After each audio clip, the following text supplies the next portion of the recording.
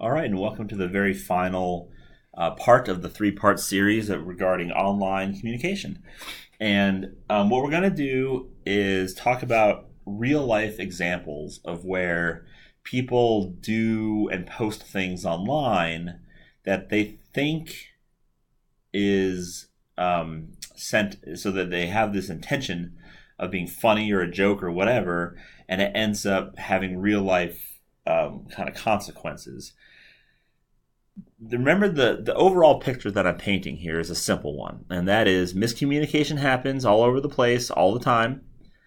It's magnified in the online world because you're missing meaning of the words, you're missing the sarcasm, you're missing the context, you're missing the tone of voice, you're missing everything.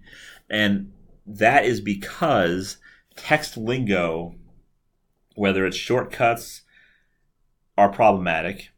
And in addition to that, the receiver and the sender may not be on the same page regarding the same message. All right, so that's the overall idea that I've been doing, that I've been telling you guys for the past two parts. Now, this third part is just going to show you what I'm talking about is real. It's not like this made-up perfect world. This is real stuff happening here. So I try to pick different websites to exemplify this. So if you don't know who this is Gilbert Godfried. He is the voice of the Affleck Duck. He's a comedian. He also does the voice of Iago from the original Aladdin from Disney. So that's him. He's an actor. He's a comic.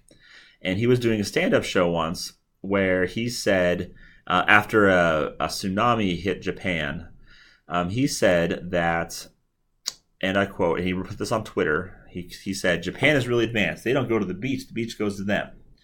Now, he's a comic. Right? This was supposed to be a funny tweet. However, nothing about a tsunami is funny, right? Now, how do you think that people reacted to this? Well, everyone was just really mad at him. And, at some level, you have to have a thick skin and be like, well, who cares what other people think? But I don't know if Gilbert Godfried know this or not, but what ended up happening was Affleck is basically the most popular insurance company in Japan. And what happened was with this tweet, he just basically made fun of a tragic event that happened in Japan. And so even though he meant to be funny, he ended up being fired as the voice of the Affleck Duck from this. So he lost his job because of a tweet that he thought was funny that other people did not take that way. All right. So once again, this is an example where you have this online communication where it just has real life implications for when things are miscommunicated. Now, if he would have said this in real life at a comic show, he probably still would have been fired from it, but at least people would be able to tell his tone of voice. Because imagine if you don't know who this person is. Some random stranger, and you don't know his tone of voice. You don't know he's a comic. And the tone of voice, he just said, hey, Japan's really advanced. They don't go to the beach goes to them. It's unclear if they're joking or not. Right, so this is a serious thing. People get fired from this. There's lots of examples of Twitter gaffes like this. Oh my gosh! If you just look online, I could have found any other examples where people tweet things and it costs them their job, or people tweet things and it costs them a relationship, and they meant to be funny, but once again, not so much. So let me give you another example. These are once again with Twitter. I try to get away from a joke. So the person on my left. That's Kathy Detweiler. She was an adjunct professor at the University of Delaware in anthropology. And the person to the right, that's Otto Warmbier. And what happened with him is that he was in North Korea, and he decided that it would be funny with him and his friends to take some signs, like signage, all right, to steal it. He got caught.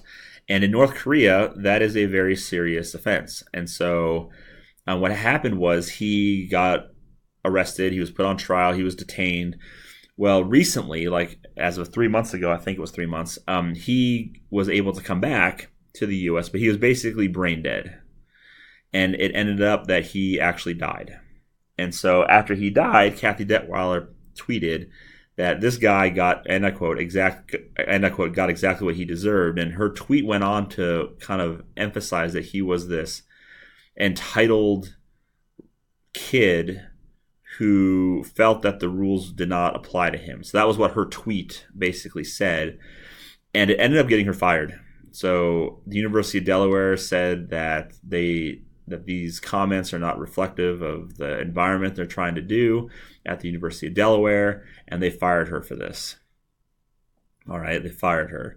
There's also another case recently where someone on Twitter, I think he was at a visiting professor at a college in Florida, recently said that Hurricane Harvey, after Hurricane Harvey, that he tweeted that that Texas as a state deserved it because they voted for Trump in the elections, and so this was their kind of karma for that. And he was very, very quickly fired for that too. And it's unclear if they're serious about this, or if they mean it as a joke, or if they just don't know that there are real consequences to their behavior. But needless to say, this form of online communication, whenever you lose your tone of voice, sarcasm, things like that, these things happen where people get fired. Now, once again, it's unclear if this person, Kathy Detweiler, she said this out loud to school administrators or a class. It's unclear if she would have been fired from that. She probably would have. But needless to say, this was done online. And once again, now we have a miscommunication. Right? We have a miscommunication. And finally, this is Paige Shoemaker. Paige Shoemaker was a student at Kansas State University. And she posted, so she was going to a sorority party, if I recall correctly, or a fraternity party. It was a Greek party. And she posted this picture of herself where her and her friend put on a black facial mask with makeup, and the text said, "Feels good to finally be a," and then she dropped the N-word. Once the people at Kansas State University, the administrators, found out about this and got a hold of this, Paige was quickly expelled, and she accepted her expulsion. But in her apology to the people she offended, she noted that this was supposed to be a joke. She was supposed to have this taken in jest. Once again, the tone gets lost, and you don't see that being funny if you don't know her. Also, she's a white person who dropped an N-bomb, right? Also not a good thing. And she said, and I quote, that it was supposed to be taken in jest, this picture along with her accompanying text. And this was done by Snapchat. And in all reality, these have real-life consequences where, once again, the jest part of this got her in trouble. And now she was without a school. Now, my question about this to all these people is what happens next, right? Like, what?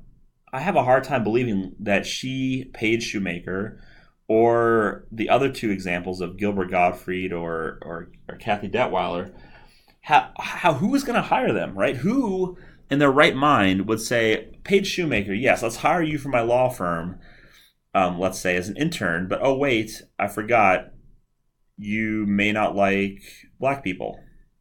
Or, hey, Kathy Detweiler, yeah, let's hire you at this college to be a tenure track anthropology. Oh wait, I forgot, you post tweets about real life events where you make fun of dead kids. Like, how? Like, in what world does this happen? And what's happening here is that the miscommunication is there, where the sender posts these things thinking that the receiver is going to know what they mean. Hence, that's the miscommunication, and it actually does not happen. All right. So let's sum this up. I only had time to talk about 3 examples, but there are lots more examples that exist. But we only had time to talk about 3. And what you need to understand is this: miscommunication online is an important kind of thing to be aware of as you're typing your online messages, as you're emailing your professors, as you're texting your parents and friends, as you're posting these things to Snapchat or Yik Yak or Twitter, or you're posting things on Facebook. Like, what you have to understand is that what you post online is seen by people who don't know what you're supposed to be meaning. They may not see eye to eye.